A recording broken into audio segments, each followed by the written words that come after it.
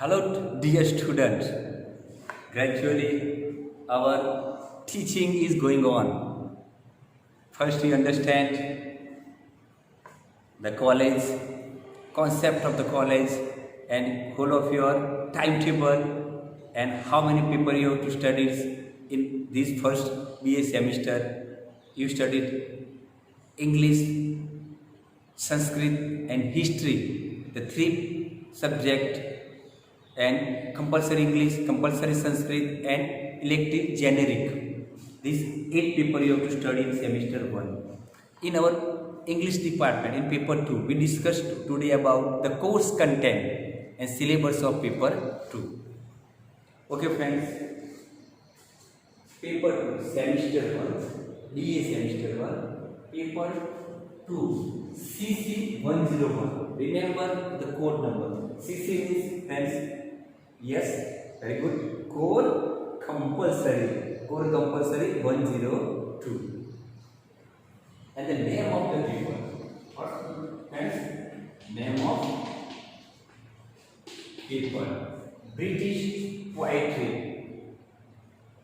from 14th century to 17th century. What you have to study in this paper? Just like the title of the movie.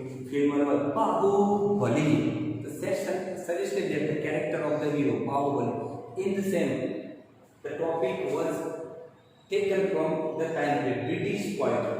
Because you know about that English language is, we can say, the gifted of the Britisher. And જાણે છે કે અંગ્રેજી ભાષા એ અંગ્રેજોની દેન છે. And that's why British poet, અંગ્રેજોને Britisher પણ કહેવામાં આવતા હતા. એટલે એ English poetry, British poetry means ઇંગ્લેન્ડમાં લખાયેલી કવિતાઓ.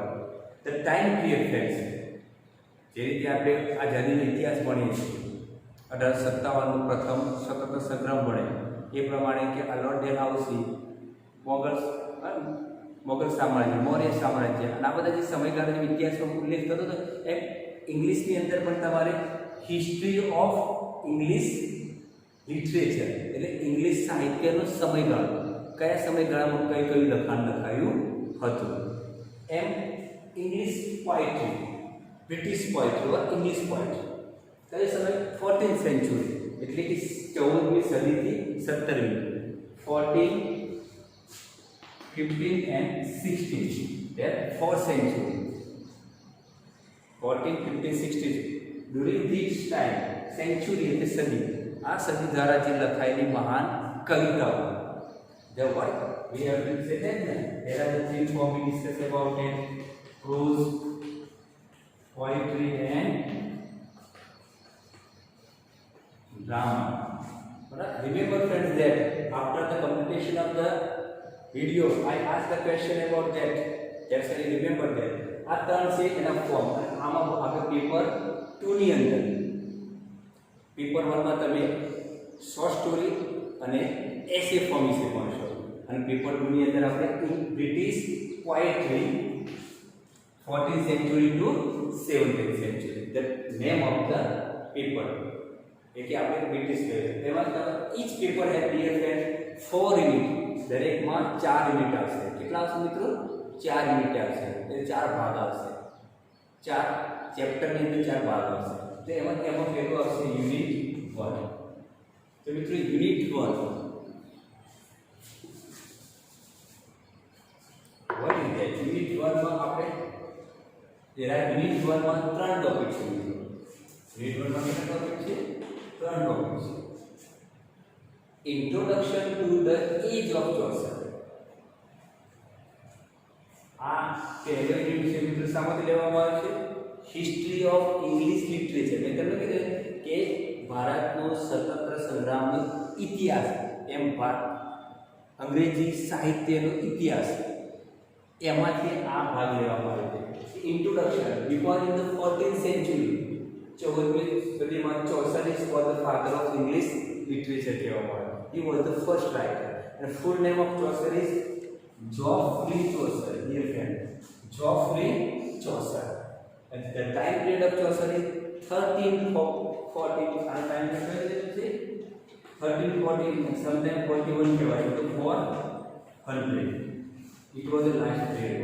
Let's just remember it better. 1340 થી 1400. And that was the last one of the life period of Chaucer. And introduction to age of Chaucer. Age means you do not take age as in ઉંમર તરીકે નહીં, એજ એટલે મિત્રો સમયગાળો. તો આ 1340 to 1400 આ 1340 ના સમયગાળામાં શું શું કેવું હતું? We study the social, political, religious and economics and scientific and literary development. આટલી બાબતો આપણા ભણશે એની અંદર કે સામાજિક, રાજકીય, આર્થિક, ભૌગોલિક અને કે સાહિત્ય ક્ષેત્રે શું વિકાસ થયો હતો એ મુદ્દા આપણે આ ચેપ્ટરમાં ભણીએ છીએ. તેમ છે એમાં બીજું છે ચીફ કેરેક્ટરિસ્ટિક ઓફ એલિઝાબેથન પોએટ્રી. એના પછી ચોસઠ એજ પછી આવ્યો છે એલિઝાબેથ, ક્વીન એલિઝાબેથ પહેલી રાણી ઇંગ્લેન્ડમાં થઈ ગઈ જે એલિઝાબેથન પહેલી હતી. એ ક્વીન એલિઝાબેથનના સમયગાળામાં એના મહત્વના કેરેક્ટરિસ્ટિક એટલે કે એના મહત્વના લક્ષણો, ચીફ કેરેક્ટરિસ્ટિક. એલિઝાબેથન ટાઈમ સમયે જે સાહિત્ય લખાય, પોએટ્રી લખાઈ હતી, સોનેટ એન્ડ લિરિક બધું લખાયા હતા મિત્રો. જે ટાઈમ જોડે એ વખતે બધા એપિકમાં ટ્રાય થયો. આ જે પોએમ લખાયા એ કવિતાઓમાં મુખ્ય લક્ષણો કયા હતા? It was also taken from the history of English literature, પણ આ પણ ઇંગ્લિશ સાહિત્યમાંથી લેવામાં આવ્યું છે. અને એમાં ત્રીજો ટોપિક છે યુનિટ 1 ટોપિક 3 મેટાફિઝિકલ પોએટ્રી. કયો છે મિત્રો? મેટાફિઝિકલ. મેટા એન્ડ ફિઝિકલ બે શબ્દો છે મિત્રો. મેટા એટલે બરાબર આદિ ભૌતિક એટલે કે આધ્યાત્મિક કવિતાઓ. મેટાફિઝિકલ પોએટ્રીનું ઉચ્ચારણ શું થાય મિત્રો? આધ્યાત્મિક કવિતાઓ. જે રીતે આપણે ને મારા રામે રમતા રાખ્યા રે રાખના નમકરા, પછી આ વીજળીના ચમકારે મોતીરા પરો પાનભાઈ. આવા જે આજે કેવા જે મેટાફિઝિકલ છે રાખના રમકડા, તો આપણું શરીર એ મૃત્યુ પછી બળીને રાખ થઈ જાય છે. વીજળીના ચમકારે મોતીરા પરો પાનભાઈ એટલે કે જીવન બહુ ક્ષણિક છે, મોજ શોખ ના કરો, ભગવાનનું નામ લો. આવી જે ગુજરાતી સાહિત્ય ભજનો કે જેમાં કોઈ છાપેલું છે એવી જ કવિતાઓ જેને કહેવામાં આવે છે મેટાફિઝિકલ પોએટ્રી. એટલે મિત્રો unit 1 paper 2 CC 102 name of paper એટલે British poetry 14th century to 17th century. 4 subject એમાં દરેક પેપર 1 પેપર દરેક પેપર મુખ્ય દરેક paper 1 English, paper 2 English, Sanskrit CC paper 1, paper 6 paper અને પેપર 7. આ બધા પેપરમાં કેટલા આવશે મિત્રો? 4 યુનિટ આવશે. દરેક કમ્પલસરી દરેક પેપરની અંદર મિત્રો કેટલા યુનિટ આવશે? 8 પેપરની અંદર શું આવશે? 4 યુનિટ આવશે. દરેકમાં તમારે કેટલા યુનિટ ભણવાના?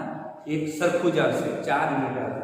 એમાં યુનિટ પહેલો એમાં આપણે history of English literature discuss કરીએ. તેનું નામ છે introduction to the age of Chaucer. Geoffrey Chaucer 1340-1400 જેને all the father of English poetry કહેવામાં આવે છે. ફાધર ઓફ ઇંગ્લિશ પોએટ્રી કહેવામાં આવે છે. પછી ચીફ કેરેક્ટરિસ્ટિક છે તે લક્ષણો, ફીચર્સ. એ એલિઝાબેથન પોએટ કિંગ એલિઝાબેથના સમયગાળામાં જે સાહિત્ય લખાઈને શું કહેવામાં આવે છે? એલિઝાબેથન પોએટ્રી.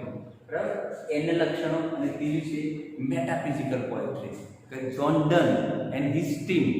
આ જ્હોન ડન હતો અને એ લેખક એની સાથે બીજા 7 હતા, એમની ટીમે જે લખ્યું એને મેટાફિઝિકલ પોએટ્રી. યુનિટ 2 તો યુનિટ 2 ની અંદર મિત્રો આમાં 3 ટોપિક એક્ઝામમાં તમે 3 માંથી 2 પૂછાયા, 1 લખવાનું. Where we have to prepare only 2. આપણે ગમે તે 2 તૈયાર કરીએ તો બરાબર આ 3 માંથી 2 પૂછાશે અને 1 લખવાનું. એટલે વી have to prepare study all that 3. પણ which do you like most? તમને કયા 2 ગમે છે એ બી આપણે તૈયાર કરવાના.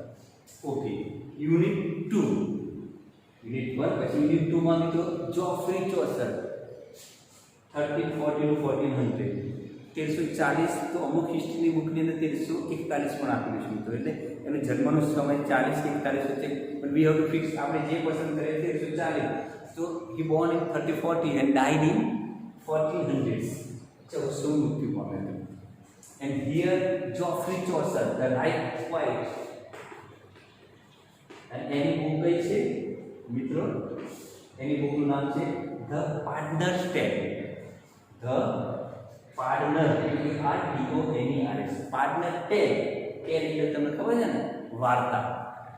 પાર્ડનર ટેલ્સ એટલે કે પાર્ડનર એટલે મિત્રો આપણે જે રીતે સાધુ સંત મહારાજ કહીએ છીએ ને, બાપજી, તો સેમ વે પાર્ટનર એટલે પાદરી માટે વપરાતો શબ્દ છે. પાર્ટનર એટલે કોણ? પાદરી. Geoffrey Chaucer wrote the Canterbury Tales. The name of the book, remember your my friend, the Canterbury Tales.